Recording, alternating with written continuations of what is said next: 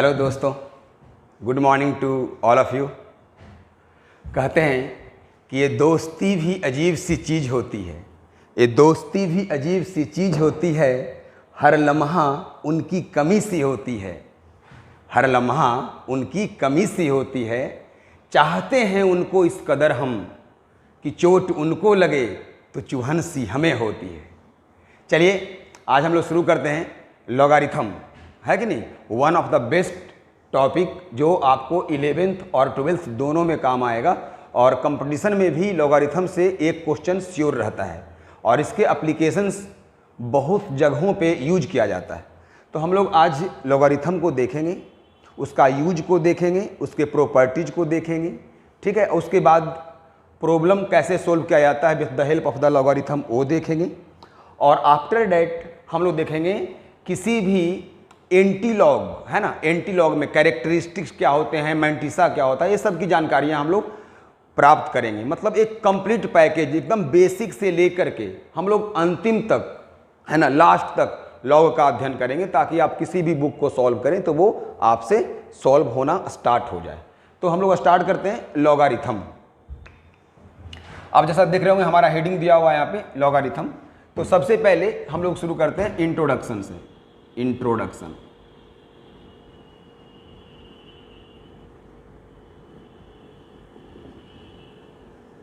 हाँ, कहते हैं कि लॉगरिथम जो है वो पावर का ही दूसरा फॉर्म होता है, सेकेंड फॉर्म होता है। मतलब एक्सपोनेंट का दूसरा फॉर्म क्या कहलाता है, लॉगरिथम कहलाता है। एक्सपोनेंट हम लोग पावर को ही कहते हैं। यानी यहाँ पे हम लोग लिखेंगे बच्चों,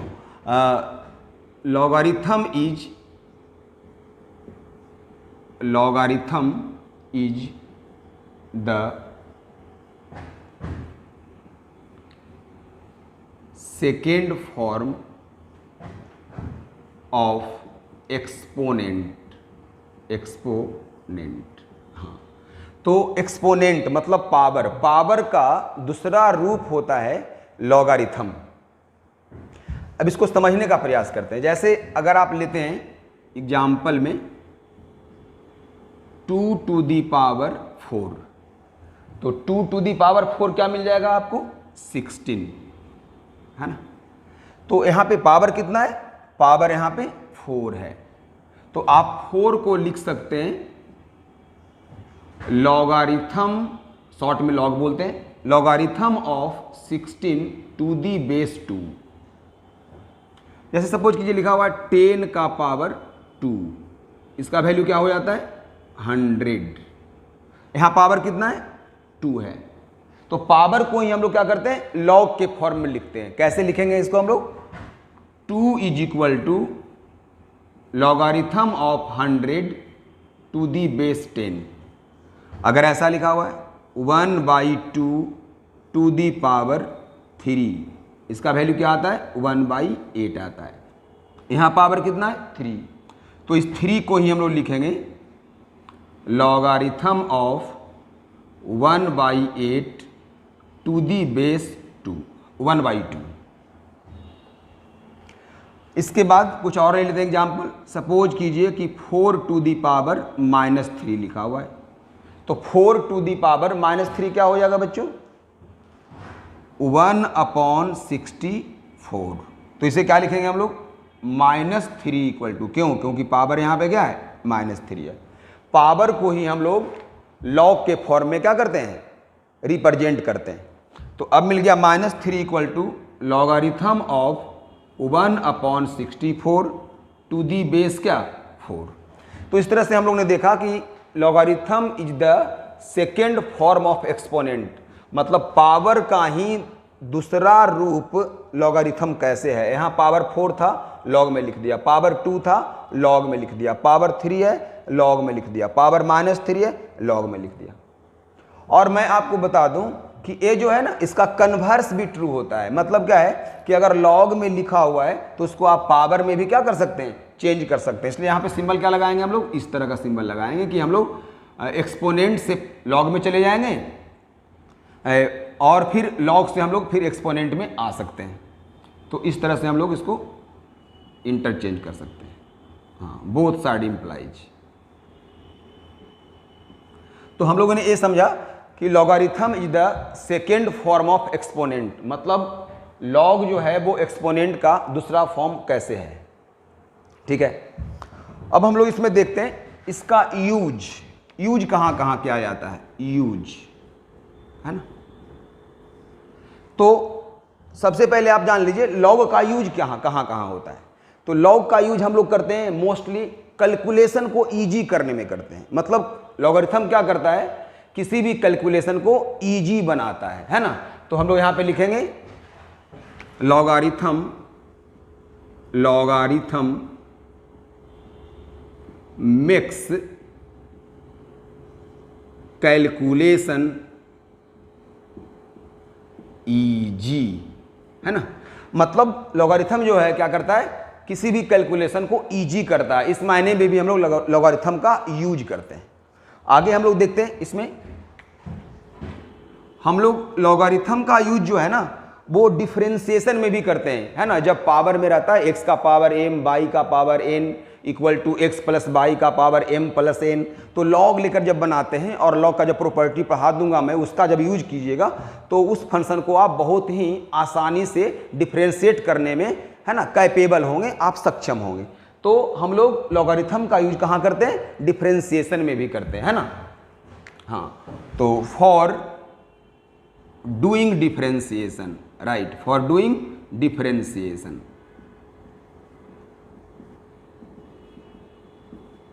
यस। तो डिफरेंशिएशन करने में भी हम लोग क्या करते हैं, लॉग का इस्तेमाल करते हैं।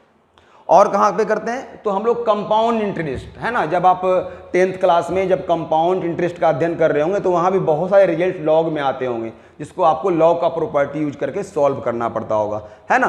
तो हम लोग लॉग का यूज कंपाउंड इंटरेस्ट में भी करते हैं। कहाँ पे करते हैं, कंपाउंड इंटरेस्ट में करते हैं। हाँ जी,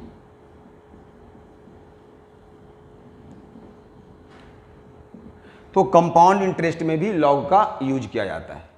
और कहाँ पे लॉग का यूज करते हैं बच्चों, तो लॉग का यूज हम लोग करते हैं पॉपुलेशन का अध्ययन करने में। कहाँ पे करते हैं, पॉपुलेशन का अध्ययन करने में। पॉपुलेशन अगर ग्रोथ हो रहा है तो उसका भी जब आप मैनिपुलेशन करेंगे तो उसमें भी लॉग का यूज हो जाता है, जिसको आपको देखने को मिलेगा। डिफरेंशियल इक्वेशन आप जब बनाइएगा तो वहाँ पे बहुत सारे क्वेश्चन पॉपुलेशन पे बेस्ड दिया हुआ है, इसमें आपको लॉग का इस्तेमाल करना पड़ जाएगा।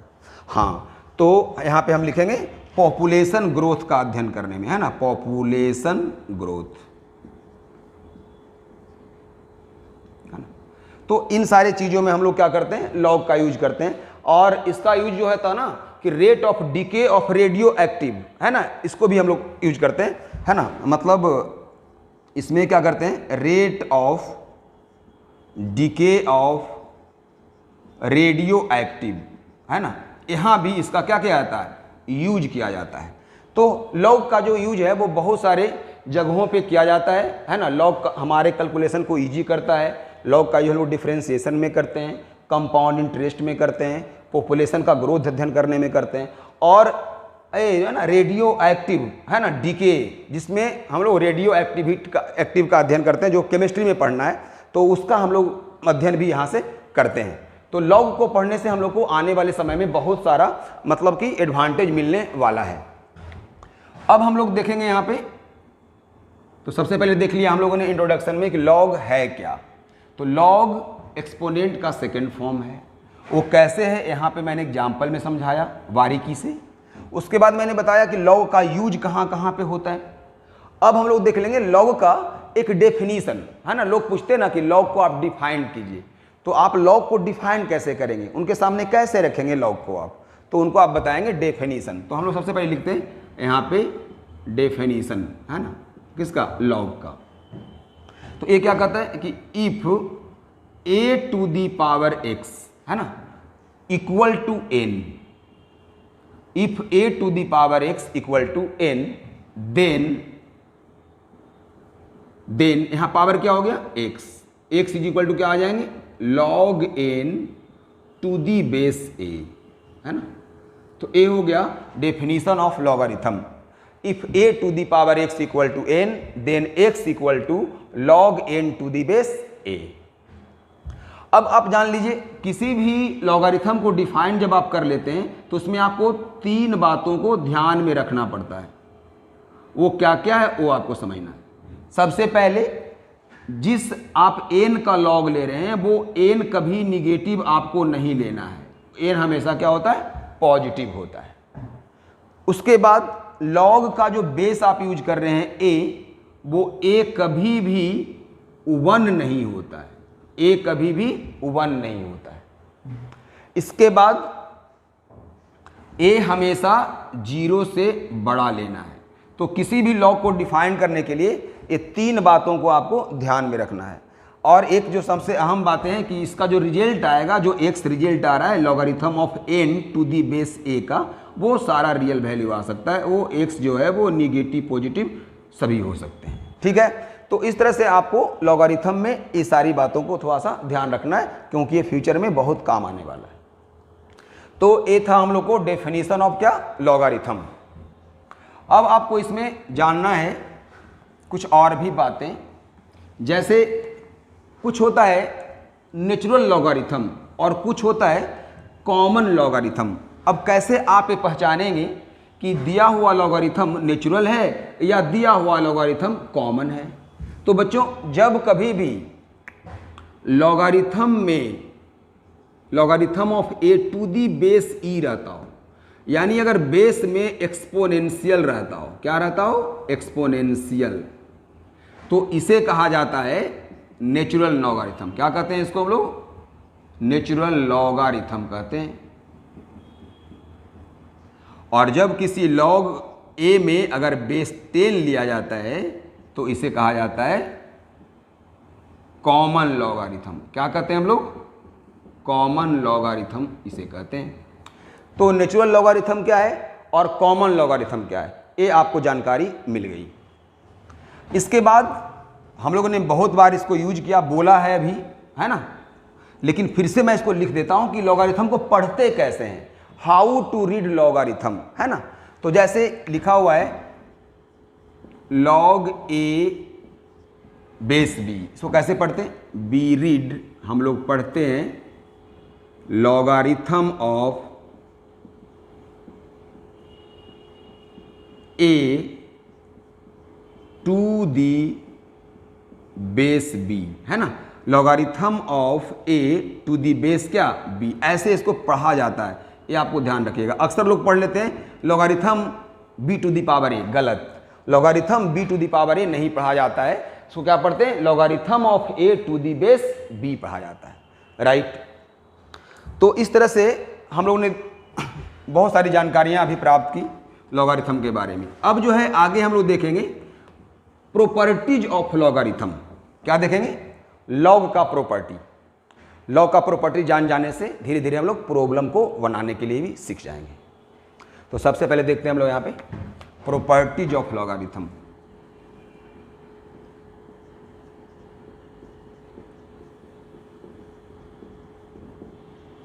Properties of logarithm, right.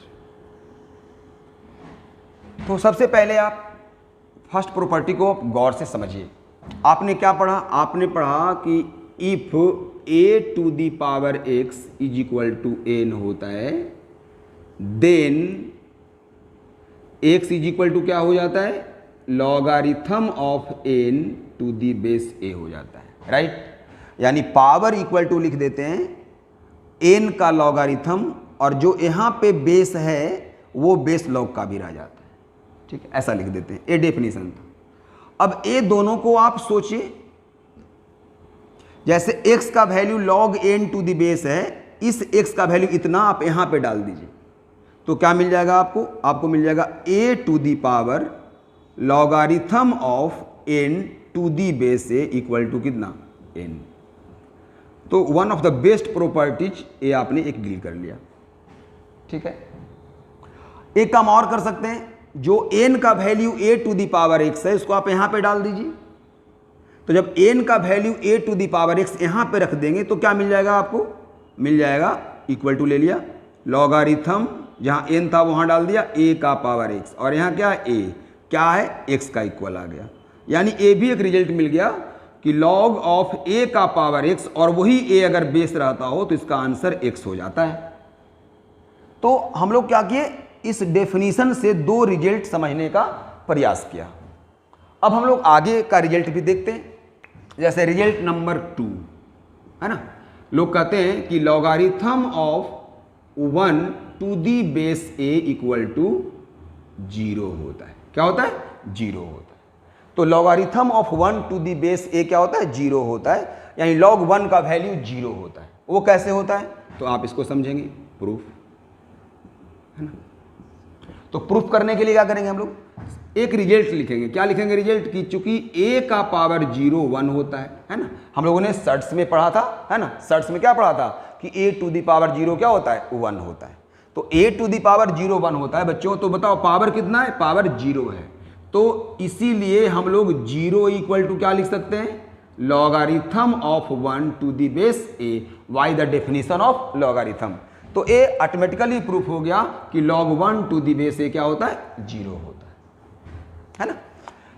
इसको आप इस तरह से सोच रहे हैं, आप ऐसे भी सोच सकते हैं। मेथड 2 आप ऐसे सोचिए, आप मान लो कि logarithm of 1 to the base a x होता है ना। आपने मान लिया, आपको नहीं मालूम है कि 0 होता है, आपने क्या मान लिया? x मान लिया।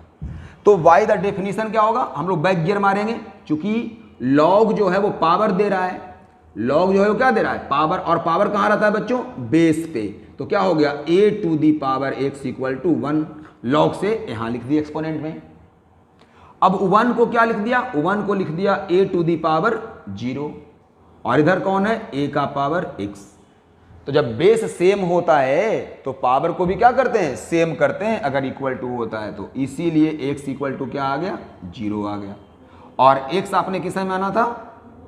log 1 to the base a को माना था, इसलिए a भी 0 आ गया। तो इस तरह से भी आप सोच सकते हैं, है ना, प्रूफ को। थर्ड प्रूफ को आप देखिए। थर्ड प्रूफ है logarithm of a to the base a 1 होता है। तो logarithm of a to the base a 1 होता है। वो कैसे होता है? Very simple. सबसे पहले आप मेथड 1 में सोच सकते हैं कि a to the power 1 a ही होगा, इसीलिए पावर जो 1 है वो किसके इक्वल आ गया? Logarithm of a to the base भी क्या? a। इससे आपने प्रूफ कर लिया। मेथड 2 आपके लिए, सबसे पहले आप क्या करो? log a to the base a को x मान लो, है ना। तो जब log a to the base a को आपने x मान लिया तो y द डेफिनीशन हम लोग क्या लिख सकते हैं यहां से? चूंकि log पावर शो करता है, पावर कहां होता है? बेस पे होता है। तो a का पावर x जो बचा हुआ रह गया उसको इक्वल टू में लिख दिया। अब यहां से क्या आ गया? a का पावर 1 और यहां a का पावर x। बेस सेम है इसलिए पावर भी क्या होगा? सेम होगा। अब आप x का मान डाल दो। x का मान कितना है? log a to the base a, तो 1। इस तरह से आपने प्रॉपर्टी नंबर 3 को भी क्या किया? प्रूफ कर लिया, है ना। अब आगे हम लोग नेक्स्ट प्रॉपर्टी देखते हैं, प्रॉपर्टी नंबर 4 नंबर प्रॉपर्टी में हम लोग डील करते हैं। इसका नाम दे देते हैं बेस चेंज फॉर्मूला। क्या नाम दिया? Base change formula. तो ये बेस चेंज फॉर्मूला क्या है वो समझना है ना। अगर लिखा हुआ है logarithm of a to the base b, अभी बेस कितना है? b है। प्रॉपर्टी कहता है कि ये लिखेंगे log a to the base c into log c to the base b। ऐसा इसको हम लोग लिख सकते हैं, ठीक है। अब कैसे लिख सकते हैं? तो प्रूफ के लिए सबसे पहले क्या करते हैं? log a to the base b को x मान लिया। तो बताओ इससे क्या मिल जाएगा? एक पावर शो कर रहा है, log हमेशा क्या शो करता है? पावर। पावर कहाँ आता है? बेस पे। तो क्या आ गया? a इक्वल टू b का पावर x। वैसे ये भी log है, उसको भी कुछ मान लेते हैं क्योंकि वो पावर शो कर रहा है। इसको मैंने बाई मान लिया। तो क्या लिखेंगे? पावर कहाँ आ गया? बेस पे। तो आ गया a equal to c to the power y।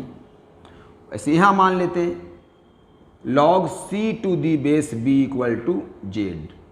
तो क्या मिल जाएगा हम लोग को? ये z कहाँ आ जाएगा? बेस पे। तो आ गया c equal to b to the power z, ठीक है। अब आप गौर करो, यहाँ पे आप क्या देख रहे हो कि अगर आपने इसे x मान लिया है, इसे y मान लिया और इसे क्या मान लिया, z मान लिया, यानी आपको अल्टीमेटली क्या प्रूफ करना है, x is equal to y into क्या, z। तो x is equal to y into z अगर प्रूफ कर देंगे तो ये रिजल्ट क्या हो जाएगा, प्रूफ हो जाएगा। तो सबसे पहले क्या करते हैं, y इंटू जेड लाने के लिए। अब गौर कीजिए, ये दोनों क्या है, दोनों का जो लेफ्ट हैंड साइड है वो इक्वल है, a एंड a। तो फ्रॉम 1 एंड 2, फ्रॉम 1 एंड 2 आप क्या लिख देंगे, b to the power x equal to c to the power y। और c का वैल्यू क्या दिया हुआ है थर्ड में, b का पावर z। तो फ्रॉम थर्ड, तो इक्वेशन थर्ड का इस्तेमाल करेंगे तो क्या मिल जाएगा, b का power x equal to c का मान b का पावर z, c का वैल्यू पुट कर दिया और उसका पावर क्या है, y है। अब सर्ट्स क्या कहता है, सर्ट्स कहता है कि अगर a का पावर m और होल का पावर n हो तो इसे हम लोग a का पावर mn लिखते हैं। तो यहाँ क्या लिख दिया हम लोगों ने, b to the power x equal to b to the power y into z. अब बेस सेम हो गया, और जब बेस सेम हो गया तो पावर भी क्या हो जाएगा, सेम हो जाएगा। तो जब पावर को आप सेम करेंगे तो आप क्या मिलने वाला है आपको, तो मिल जाएगा आपको this implies x equal to y into z. अब आप x का मान डाल दीजिए, इसीलिए x का मान क्या आपका है, log a to the base b, y का value log a to the base c, और z का value log c to the base b। तो इस तरह से आपने इस रिजल्ट को प्रूफ कर लिया। बच्चों इसको हम लोग दूसरे ढंग से भी लिख सकते हैं, वो कैसे, अगर हमें इस चीज को निकालना है, log a to the base c निकालना है, तो ये कहाँ पे आ जाएगा, डिवाइड में आ जाएगा। तो क्या मिल जाएगा, log a to the base b by log c to the base b, right. तो इस चीज को भी आप समझ रहे हैं। यहां पे इंपॉर्टेंट देखिए ज्यादा क्या है, बेस चेंज फॉर्मूला को ज्यादा क्लियर एक कॉन्सेप्ट कर रहा है आपको। वो कैसे सर, देखिए जब आपने यूज किया है बेस चेंज फॉर्मूला और फॉर्मूला ऐसा लिखा है, तो यहां बेस कितना है, b है। तो आप ऐसा कह सकते हैं कि सर आगे जाकर इसमें b तो फिर भी आ गया, तो बेस तो फिर रह गया वो चीज। लेकिन इसी से हमने जो इसको लिखा है, तो अभी बेस कितना है, c है, लेकिन अभी बेस क्या हो गया, b हो गया। मतलब यहां बिल्कुल दिख रहा है कि बेस क्या हो चुका है, चेंज हो चुका है। जो बेस c था वो अब क्या हो चुका है, b हो चुका है। ठीक है, तो आप दोनों ही रिजल्ट को समझेंगे। इसके बाद हम लोग देखते हैं प्रॉपर्टी नंबर 5।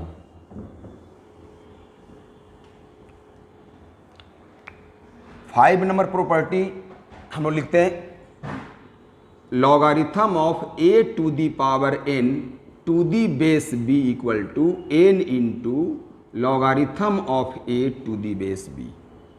अब इसको भी आप बारीकी से समझिए, है ना, ये सब रिजल्ट बाद में आपको काम आने वाला है। ये सपोज कीजिए मैं पूछ दूंगा आगे जाकर क्वेश्चन, log 81 बेस 3 कितना होगा, तो आप बाद में क्या लिखेंगे इसको, log 81 का मतलब 3 टू दी पावर 4 बेस 3। और यहाँ पे देखिए a का पावर n है, जैसे यहाँ 3 का पावर 4 है, तो कॉन्सेप्ट क्या बताया गया, n गुना में आ जाता है, मल्टीप्लाई में, तो क्या हो गया 4 मल्टीप्लाई में आ जाएगा, बच जाएगा log 3 टू दी बेस 3। और log a to the base a क्या बताया गया आपको, 1, तो बच जाएगा 4 इंटू 1 इक्वल टू 4। तो इसका रिजल्ट आप कितना ले आए, 4 ले आए। तो अगर ये प्रॉपर्टी आप नहीं पढ़ेंगे तो ये सब क्वेश्चन को आप क्लिक नहीं कर पाएंगे। इसीलिए हम लोग आज प्रॉपर्टी को डील कर रहे हैं, है ना, सावधानी पूर्वक, है ना, इसको आप ध्यान से समझिएगा। तो सबसे पहले इसका हम लोग प्रूफ देखते हैं। क्या करते हैं हम लोग, let log a to the power n base b equal to x। तो इससे क्या मिल जाएगा हम लोग को, b to the power x, power कहाँ आ गया, बेस पे, equal to a to the power n। ठीक है, इसको हम लोग रखते हैं पॉकेट में अपने पास। अब इधर भी जो log का पार्ट है, log a to the base b, इसको मान लेते हैं y अगेन, है ना, फिर रिलेट कर लिया तो इससे क्या मिल जाएगा हम लोग को, पावर कहाँ जाएगा, बेस पे, तो b to the power y equal to a, ये सेकेंड आ गया। अब ये दोनों से सोचिए लाना क्या है, पहले वो सोच लीजिए। जब इसे आपने x मान लिया है, इसे आपने y मान लिया है, तो x equal to n into y लाना पड़ेगा आपको। तो x equal to n into y लाने के लिए आपको इक्वेशन 1 और 2 पे फोकस्ड होना पड़ेगा। वो कैसे, तो x equal to n into y, आप ऐसा करो कि यहाँ से a का value b to the power y यहाँ डाल दो, है ना, फ्रॉम 1 एंड 2 आप लिख दो b to the power x equal to a, जहाँ a है वहाँ क्या डाल देंगे, b to the power y, और होल का पावर क्या रह गया, n, तो आ गया b to the power x equal to b to the power n y। तो b to the power x equal to b to the power n y, इसीलिए आप लिख सकते हो x is equal to n into Y.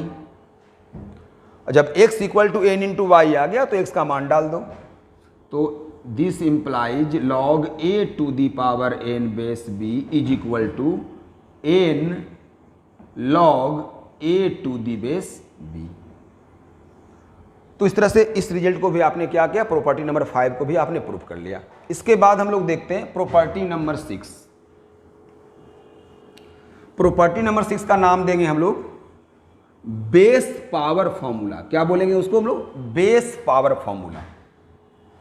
तो property number 6 में देखेंगे base power formula, base power formula. ये क्या कहता है बच्चों कि लॉगारिथम ऑफ a और b to the power n अगर है, बेस पे अगर पावर है ना, तो logarithm of a b to the power n, तो इसे लिखेंगे 1 by n logarithm of a to the base b, logarithm of a to the base b लिखेंगे। तो ए बेस पे जो पावर रहे तो पावर रेसिप्रोकल में आ जाता है लॉग के साथ। अब इसका हम लोग क्या करेंगे, प्रूफ देखेंगे। तो सबसे पहले हम चलते हैं लेफ्ट हैंड साइड से, LHS। तो लेफ्ट हैंड साइड क्या हमारा है, log a b to the power n, ठीक है। अब हम लोगों ने क्या पढ़ा है, हम लोगों ने पढ़ा है बेस चेंज फॉर्मूला। कैसे पढ़ा कि अगर log a to the base b हो तो इसे हम चाहें तो log a to the base c और by log b to the base c लिख सकते हैं। ऐसा लिख सकते हैं, तो हम लोग इसको ऐसे लिख दिए log a to the base c upon log b to the power n base c। दोनों में बेस c ले आया, अभी बेस b का पावर n था, इस बेस को मैंने हटा दिया। जैसे यहाँ पे b को हटाकर क्या ले आया, c ले आया, है ना, c ले आया बेस में, वैसे इसको हटा करके एक c ले आया बेस में, है ना। अब क्या कर दिया हम लोगों ने, log a to the base c, और अभी अभी हमने एक रिजल्ट पढ़ा कि अगर a का पावर n होता है तो n कहाँ आ जाता है, मल्टीप्लाई में आ जाता है। यानी यहाँ पे b का पावर n है तो n मल्टीप्लाई में आ गया, मिल गया log b to the base c। अब फिर से क्या हो गया, log a to the base c upon log b to the base c। अब c को फिर हटा दीजिए यहाँ से, तो क्या मिल गया, 1 बाई n बाहर रह गया और मिल गया logarithm of a to the base b। तो इस तरह से हम लोगों ने RHS को प्रूव कर लिया। तो ए बेस पावर फॉर्मूला, जब भी अगर बेस पे पावर हो तो उस पावर को आप लॉग के साथ रेसिप्रोकल में मल्टीप्लाई कर सकते हैं, रेसिप्रोकल करके उस नंबर को। तो इसके बाद हम लोग देखते हैं प्रॉपर्टी नंबर 7।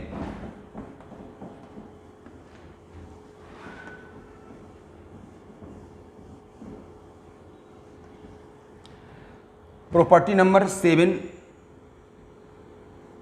हम लोग देखेंगे logarithm of m into n to the base a, इसे लिखा जाता है logarithm of m base a plus logarithm of n base a। वो कैसे सर, तो प्रूफ बहुत आसान है।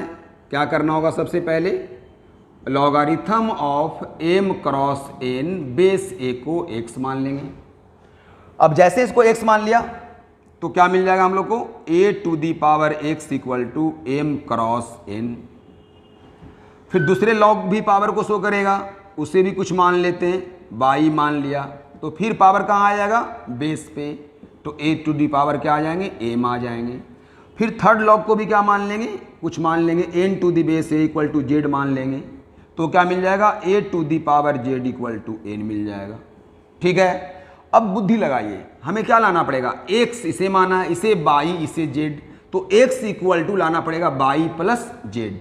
तो बाई प्लस जेड कैसे आएगा, दोनों पावर में है बाई और जेड, तो प्लस में कैसे हो जाएगा, मल्टीप्लाई करने पे, क्योंकि मल्टीप्लाई करने पे पावर क्या होता है, ऐड हो जाता है।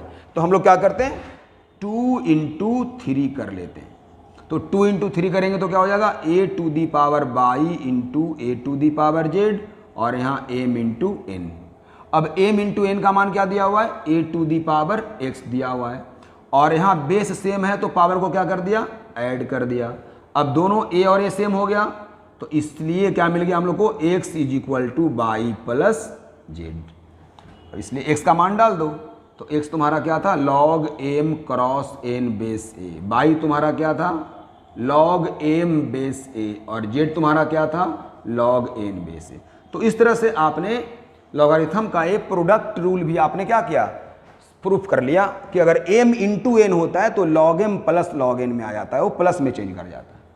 ठीक है, वैसे ही प्रॉपर्टी नंबर 8 हम लोग देख रहे हैं। प्रॉपर्टी नंबर 8 क्या कहता है, वो गौर से समझिए। आज हम लोग सारे रिजल्ट को प्रूफ कर रहे हैं, कल सारे रिजल्ट पे बहुत अच्छे अच्छे क्वेश्चन देखेंगे, जी एडवांस, जी मेन, 12th 11th, जो सब में यूज होता है।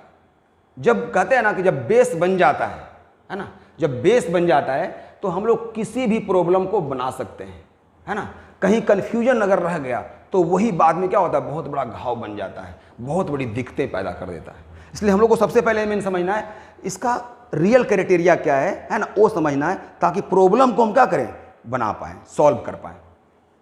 तो इसके बाद हम लोग प्रॉपर्टी नंबर 8 देखते हैं। प्रॉपर्टी नंबर 8 क्या कहता है, ए प्रोडक्ट का हो गया। अब हम लोग एक डिवाइड का देख लेते हैं। डिवाइड का कहता है क्या, log m by N to the base A, इसे लिखेंगे हम लोग log m to the base A और log n to the base A, है ना। इसके पहले हम लोगों ने देखा था क्या, अपने चैनल पे डिफरेंशियबिलिटी पूरा देख लिया था, उसमें स्टार्टिंग से अंतिम तक पढ़ाया हुआ है। उसके बाद हमने पढ़ाया आप लोग को मैथमेटिकल इंडक्शन, उसका भी 3 लेक्चर लिया, उसमें भी पूरा पढ़ाया मैंने। अब यहाँ पे मैं शुरू किया हूँ लॉगरिथम, इसको भी मैं शुरू से अंत तक पढ़ाऊँगा। मतलब मेरा तरीका वही है कि मैं बच्चे को, अगर वो बच्चा मेरा एक टॉपिक पढ़ना चाह रहा है तो वो स्टार्टिंग से अंत तक पढ़ करके कॉन्सेप्ट डेवलप कर सकता है। तो logarithm of m by N to the base A क्या होता है, log m to the base A minus log n to the base A. तो डिवाइड में माइनस हो जाता है। वो कैसे, बहुत आसान है, आप इसको प्रूफ कर सकते हैं। कैसे, log m बाई एन को आपने x मान लिया, लेट, तो log क्या शो करता है, पावर। पावर कहाँ होता है, बेस पे। मतलब लिखने का तरीका a to the power x क्या आ गया, m अपॉन n। वैसे ही log m to the base a को y मान लिया तो क्या आ जाएगा, a to the power y equal to m। और फिर log n to the base a को z मान लिया तो क्या आ गया, a to the power z equal to n। अब हमें लाना क्या है, हमें लाना है x equal to by minus Z.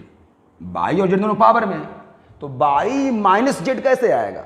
तो सर्ड का कॉन्सेप्ट कहता है कि डिवाइड में अगर बेस सेम रहे तो पावर क्या होता है, माइनस होता है। कुछ इस तरह से मैं बोल रहा हूँ कि अगर ऐसा रहे a का पावर m बाई a का पावर n होता है ना, तो डिवाइड में अगर बेस सेम रहे तो पावर माइनस हो जाता है, यानी यहाँ पे ऐसा लिखा जाता है। तो अगर हमको बाई माइनस जेड लाना है तो डिवाइड करना पड़ जाएगा, तो हम लोग क्या करते हैं, 2/3 कर लेते हैं। तो मिल जाएगा क्या, a to the power y upon a to the power Z equal to m upon n। So a to the power y minus z और m अपॉन n का वैल्यू क्या दिया हुआ है, a to the power x। अब base same हो गया तो हम लिख सकते हैं क्या, लिख सकते हैं x is equal to by minus Z. अब x का मान डाल दो, x का मान क्या है, log m by n base a, y का वैल्यू क्या है, log m बेस ए, और z का वैल्यू क्या है, log n बेस ए। इस तरह से लॉगरिथम का 8th रिजल्ट भी आपने क्या किया, प्रूफ कर लिया। क्लियर है? तो इस तरह से आप सोच सकते हैं, है ना, बहुत सारे प्रूफ को आप सोच सकते हैं। इसके बाद ये सारे रिजल्ट को यूज करके, है ना, एक दो और भी रिजल्ट हम लोग यहाँ पे देखते हैं। जैसे उसको भी हम लोग प्रॉपर्टी नंबर 9 में डील कर लें, अच्छा रहेगा। Logarithm of a to the base b into logarithm of b to the base a1 होता है ना। तो a बेस b और b बेस a आ गया, तो वैल्यू क्या आ जाता है, 1 आ जाता है। इसको आप इस तरह से भी लिख सकते हैं, logarithm of a base b equal to 1 by logarithm of b base a, ऐसा भी लिख सकते हैं, है ना। और इसको इस तरह से हम लोग पढ़ेंगे कि जब कभी लॉग को डिनोमिनेटर से ऊपर ले जाते हैं, मतलब न्यूमरेटर में ले जाते हैं, तो इसका जो बेस है उसका लॉग हो जाता है, और जिसका लॉग है वो कहाँ आ जाता है, बेस में आ जाता है ना। तो इस तरह से भी इसको आप पढ़ सकते हैं। तो ये कैसे होता है, प्रूफ करना बहुत आसान है। प्रूफ आप बहुत तरह से कर सकते हैं, एक्स बाई मानकर भी कर सकते हैं। ऐसे मैं यहाँ पे करता हूँ बेस चेंज फॉर्मूला से, log A base B into log B base A लिखा हुआ है, इसको आप लिख दीजिए log A base E upon log B base E, और यहाँ पे log B base E upon log A base E. इससे ए दोनों कैंसिल हो गया और ए दोनों कैंसिल हो गया, तो क्या आ गया, 1 आ गया। इस तरह से आप इसको प्रूफ कर सकते हैं आसानी से, है ना। तो लॉग का एक कुछ प्रॉपर्टी था जिसको आप अभी देख रहे थे। हम लोग एक बार फिर से पूरे चीज़ को समझ लेते हैं। हम लोगों ने आज देखा कि लॉग है क्या, तो लॉग पावर का सेकेंड फॉर्म है। Logarithm is the second form of exponent. अब पावर का सेकेंड फॉर्म कैसे है, इस पे बहुत सारे एग्जाम्पल लिए हमने। 10 टू दी पावर 2 अगर 100 होता है तो 2 equal to log 100 to the base 10 लिखा जाता है। 2 का पावर 3 अगर 8 होता है तो 3 equal to log 8 to the base 2 लिखा जाता है। इस तरह से हम लोगों ने चीज़ को देखा। फिर मैंने आप लोग को बताया कि लॉग का यूज कहाँ कहाँ होता है। तो लॉग का यूज कहाँ कहाँ मैंने बताया, मोस्टली जो है लॉग का यूज कैलकुलेशन को ईजी करने में होता है, इसका यूज डिफरेंशिएशन करने में होता है ना। इसका अध्ययन रेडियो एक्टिव, है ना, डीके को अध्ययन करने में भी किया जाता है। इसका यूज कंपाउंड इंटरेस्ट में किया जाता है, इसका यूज डिफरेंशिएशन में किया जाता है। बहुत जगह इसका क्या किया जाता है, यूज किया जाता है, इसलिए इंपॉर्टेंट है लॉगरिथम। फिर मैंने बताया कि लॉग का एक डेफिनेशन भी लिख लेते हैं, तो a to the power x equal to n, then x equal to log n to the base a होता है। फिर मैंने बताया कि अगर log n to the base a है तो a और n पे क्या कंडीशन इंपोज हो सकता है। तो मैंने बताया कि n हमेशा 0 से बड़ा होगा, और a जो बेस होता है वो कभी 0 से कम नहीं होता है, और वो हमेशा 0 से बड़ा होता है, लेकिन 1 भी नहीं होता है, यानी a कभी 1 भी नहीं होता है। a मैंने आप लोग को बताया। उसके बाद मैंने बताया कि नेचुरल लॉगरिथम क्या है और कॉमन लॉगरिथम क्या है। तो जब लॉग का बेस e होता है तो उसको नेचुरल बोला जाता है, और जब लॉग का बेस 10 होता है तो उसको कॉमन बोला जाता है।